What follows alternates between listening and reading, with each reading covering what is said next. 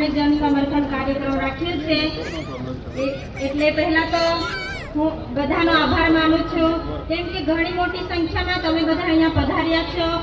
આ ચોમાસાના દિવસો છે, ખેતીવાડીનું કામ હોવા છતાં પણ તમે ટાઈમ કાઢીને મોટી સંખ્યામાં અહીંયા આવ્યા છો, એટલે અમે અમારા પરિવાર તરફથી તમારો બધાનો ખૂબ ખૂબ આભાર માનીએ છીએ।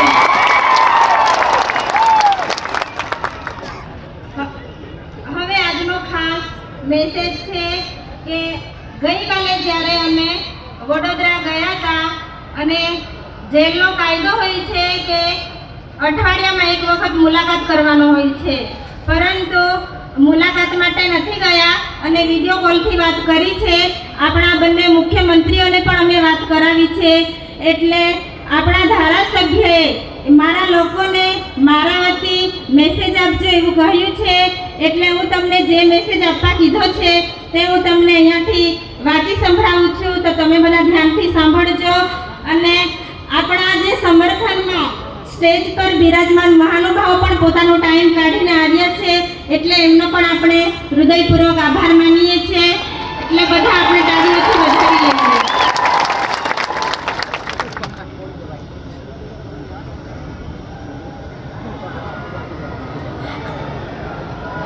આજની જન સમર્થન સભામાં ઉપસ્થિત આમ આદમી પાર્ટીના રાષ્ટ્રીય સંયોજક અરવિંદ કેજરીવાલ સાહેબ, ભગવંત માન સાહેબ, પ્રદેશના નેતાઓ ઈસુદાન ગઢવી સાહેબ, આપણા ધારાસભ્ય ગોપાલભાઈ ઇટાલિયા આપણી વચ્ચે હાજર છે। આપણા સમાજના લોકોને સંબોધન કરવા માટે ડેડિયાપાડામાં આવ્યા છે, તે બદલ એમનો આપણે આભાર વ્યક્ત કરીએ છીએ। મારી જનતાને મારો સંદેશ। હું વસાવા ચૈતરભાઈ, ધારાસભ્ય ડેડિયાપાડા। હું એક સરકારી નોકરી કરતો હતો, પરંતુ મારા લોકો સાથે ઘણા અન્યાયો થતા હતા, તે માટે લોકોને જાગૃત કરવા માટે મેં મારી સરકારી નોકરીમાંથી રાજીનામું આપીને જાહેર જીવનમાં આવ્યો છું। ત્યાર પછી 2 ટર્મથી જિલ્લા પંચાયતની સીટ પર લોકોના ખૂબ સારા કામ કર્યા છે, અને ત્યાર પછી લોકોએ મારી સ્વીકાર કરી લીધી અને આગળ ધારાસભ્યની સીટ લડ્યા પછી તેમાં પણ લોકોએ મને ખૂબ સારો સાથ સહકાર આપ્યો છે અને ધારાસભ્યની સીટ જીત્યા છે। ધારાસભ્ય બન્યા પછી એક પણ દિવસ ઘરે મેં આરામ કર્યો નથી, હર હંમેશા લોકો માટે લડતો રહ્યો છું। મારા લોકો સાથે સરકાર ખૂબ મોટા અન્યાય કરી રહી છે, તેની સામે મેં બાયો ચઢાવીને લડત આપી છે। તે સરકારને ગમતું નથી, એટલે મારી પર ખોટા કેસ કરીને મને ફસાવવામાં આવ્યો છે। સાચી હકીકત એ છે કે જ્યાં મીટિંગ કરવામાં આવી હતી ત્યાં એ બનાવ કશો બન્યો જ નથી, છતાં પણ આ એક બનાવટી વાર્તા ઉપજાવી છે અને ત્યાંના સીસીટીવી ફૂટેજ પોલીસ દ્વારા ગાયબ કરી દેવામાં આવ્યા છે।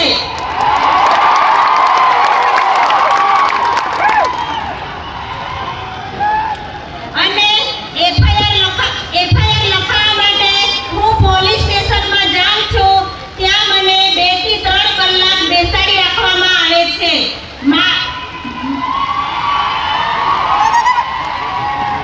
મારી એફઆઈઆર લખતા નથી, પોલીસ સતત ફોનમાં રહીને બધે પ્લાન ગોઠવે છે અને મીડિયા સાથે પણ મને વાત કરવા દેવામાં નથી આવતી।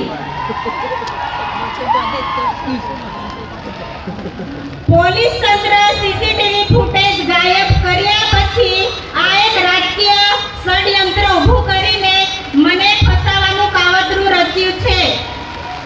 આમાં પોલીસ તંત્ર ભાજપના ઈશારે કામ કરે છે, કેમ કે પોલીસ હપ્તા ઉઘરાવે છે, તે ફોટા સાથે બી બહાર કાઢ્યું છે, એટલે પોલીસ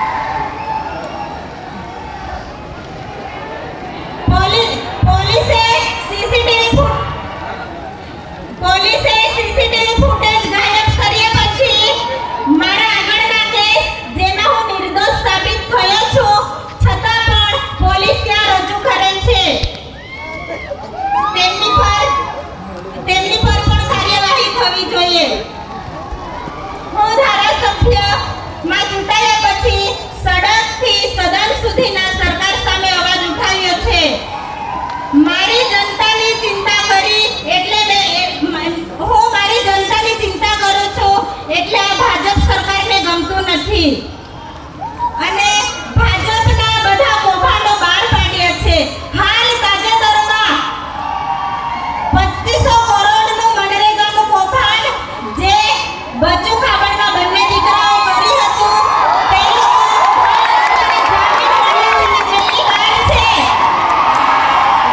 અને જે કૌભાંડ બહાર કાઢનાર છે તે અત્યારે જેલની અંદર છે. તો આ રાજકીય ષડયંત્ર છે કે નથી?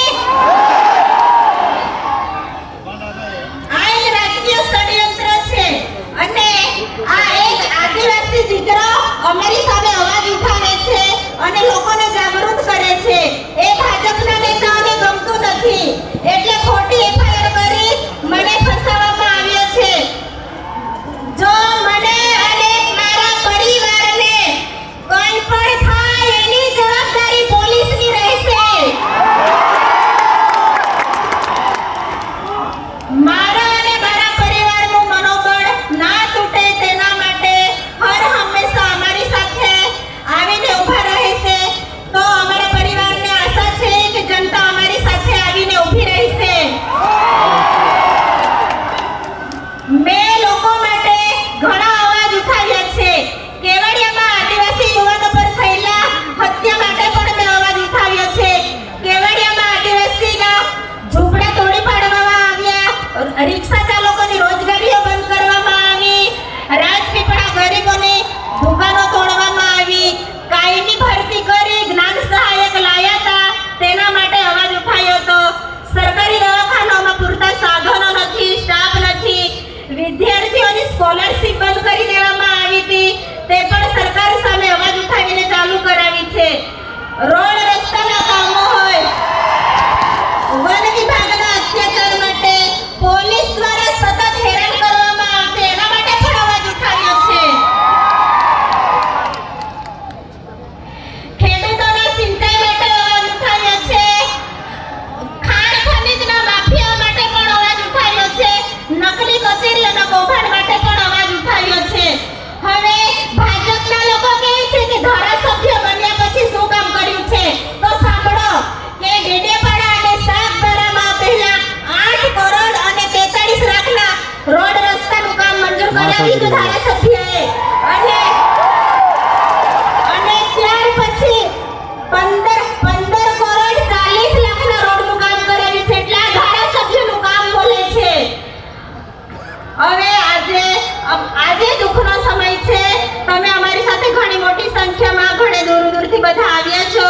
તમારો બધાનો આભાર માનીએ છીએ અને ધારાસભ્યએ બધાને યાદ આપી છે અને કહ્યું છે કે જ્યારે મારા પરિવારને જનતાની જરૂર પડે તો તમે સુખ દુઃખમાં પણ અમારા પરિવાર સાથે આવીને ઊભા રહેજો એવી રીતે મેસેજ આપવા કીધો છે. અને જે પણ મીડિયા મિત્રોએ આપણા ફેવરમાં જે ચેનલોએ ચલાવ્યું છે, લોકો સુધી સાચી હકીકત પહોંચાડી છે, મીડિયા મિત્રોનો પણ અમે આભાર માનીએ છીએ અને લોકો અમારી સાથે હર હંમેશા